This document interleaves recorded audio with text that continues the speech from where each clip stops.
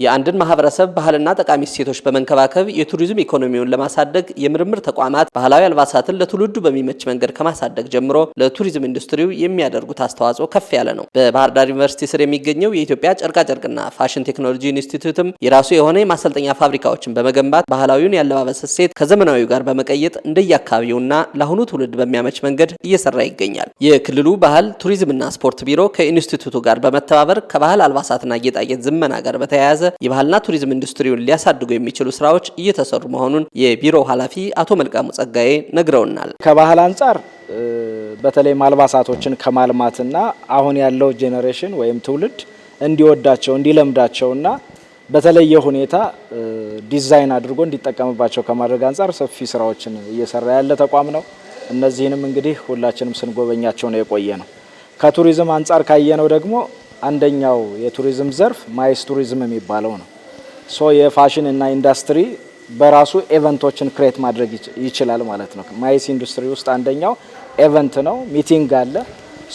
በተለይም ኢቨንቶችን ኦርጋናይዝድ አድርጎ ወደ ስራ ከማስገባት አንጻር ሰፊ ስራ ነው ሲሰራ የነበረው። የኢትዮጵያ ጨርቃጨርቅና ፋሽን ቴክኖሎጂ ኢንስቲትዩት ተማሪዎች በራሳቸው የመማሪያ ፋብሪካ ውስጥ መማር በመቻላቸው የሙያ ብቃታቸው ከማደጉ በተጨማሪ በሀገር አቀፍ ደረጃ የስራ ዕድል ፈጣሪዎች እንደሆኑ የባህር ዳር ዩኒቨርሲቲ ፕሬዝዳንት ዶክተር መንገሻ አየነ ይገልጻሉ። ኢትዮጵያ ቴክስታይል ፋሽን ቴክኖሎጂ ኢንስቲትዩት ዘመናዊ የቴክስታይል የፋሽን ቴክኖሎጂን ከአገር በቀል ከኢንዲጂኒየስ ወይም ይሄ ትራዲሽናል ዊዝደሙንም ጭምር በማካተት ዘመናዊ ፋብሪካውንም ባህላዊ የሽመና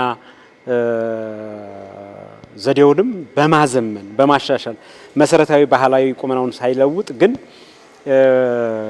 ከፍጥነት አንጻር ከፈጠራ አንጻር በማሻሻል በጣም የላቀ ስራ እየሰራ እንገኛለን። በፋሽን ቴክኖሎጂ በፋሽን ዲዛይን የሚማሩ ተማሪዎቻችን የስራ ዕድል በመፍጠርም የራሳቸውን ካምፓኒ በማቋቋምም በዓለም አቀፍ የፋሽን መድረክ ላይም በመታየትም ተቋማችንንም ራሳቸውንም ከፍ ባለ ደረጃ እያሳዩ ይገኛሉ። የባህል አልባሳትና ጌጣጌጦች በገበያው ተፈላጊ እንዲሆኑ ከማድረግ አንጻር የምርምር ተቋማትንና ኢንዱስትሪዎችን የማስተሳሰሩ ስራ በኢትዮጵያ ታምርት ኢኒሺዬቲቭም ትኩረት ያገኘ መሆኑን የሚያነሱት የባህልና ስፖርት ሚኒስትር ዴኤታው መኪዩ መሐመድ ደግሞ ባህልን ከማሳደግና ለቱሪዝሙ ካለው አስተዋጽኦ አንጻር ዩኒቨርሲቲው ልምድ የሚወሰድበት ነው ይላሉ። ከቅርብ ጊዜ ወዲህ በተለይ ኢትዮጵያ ታምርት እንቅስቃሴ ላይ የዩኒቨርሲቲና የኢንዱስትሪ ሊንኬጅን ለማምጣት እየተደረጉ ያሉት በተግባር ያየንበት ባህር ዳር ዩኒቨርሲቲ ደግሞ ካለው ልምድም ፕላስ ደግሞ በአማራ ክልል ካለው ባህላዊ ሁኔታ መኳያ የሚገባውም ነው እና እሱን ደረጃውን በተጠበቀ መንገድ ተማሪዎች የሚሰለጥኑበትና የተማሪና የኢንዱስትሪ ዩኒቨርሲቲና ኢንዱስትሪ ሊንኬጁን በተግባር ያየንበትና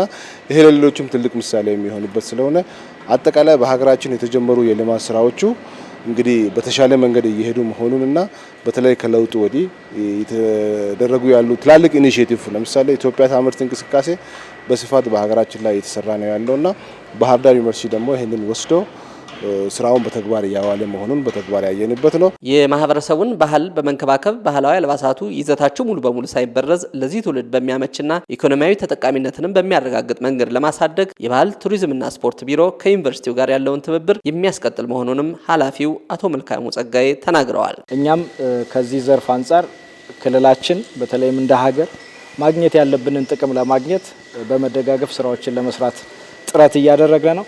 በተለይም የማህበረሰቡ ባህል እንዲያድግ እንዲበለጽግ እና በተለይም አልባሳቶቹን ደግሞ ትውልዱ እንዲጠቀምባቸው ከማድረግ አንጻር ሰፊ ስራዎችን ነው የሰራ ነው። ወደፊታችን ደግሞ አንድ ፕሮግራም በጋራ ተቀናጅተን ለመስራት እየተንቀሳቀስን ነው የምንገኘውና አጠቃላይ ቱሪዝም ሲባል ኮሌክቲቭ ነው። አንድ ዘርፍ ላይ ብቻ በጉብኝት ብቻ የሚሆን አይደለም። ኢቨንቶች አሉ። እነዚህን ኢቨንቶች እየፈጠር በርካታ ቱሪስቶች ወደ ከተማችን ወደ ክልላችን እንዲመጡ ከማድረግ አንጻርም እንግዲህ በቅንጅት ለመስራት ጥረት እናደርጋለን።